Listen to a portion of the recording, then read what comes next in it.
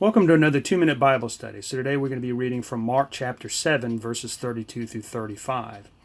And they brought unto Jesus one that was deaf and had an impediment of speech, and he took him aside from the multitude, and he put his fingers in his ears, and he spit and touched his tongue. And he looked up to heaven and said, Be opened. And straightway his ears were opened, and the string of his tongue was loosed, and he spoke plain. Now, in most cases in Scripture, Jesus healed somebody with a touch or simply a word. But in a few cases, such as this one or in John chapter 9, there was a process that was involved. And I believe that part of the reason for that is that some people were able to receive the healing of Jesus without having to see this process. But there were some who lacked the faith, and they actually had to see the process before they began to believe.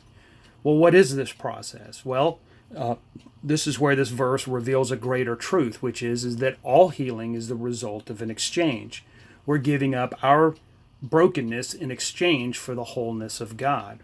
So in this case, we find that Jesus put his fingers in the ears of the deaf man. His ears became that man's ears.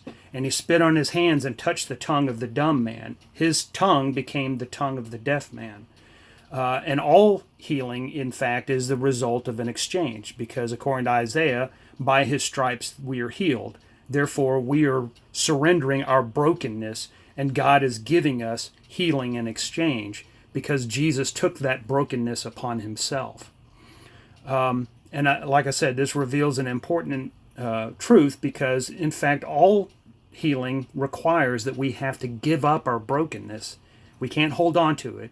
We have to give it to the Lord. But once we do, then he will give us the healing that we seek, and he will give us his wholeness. God bless.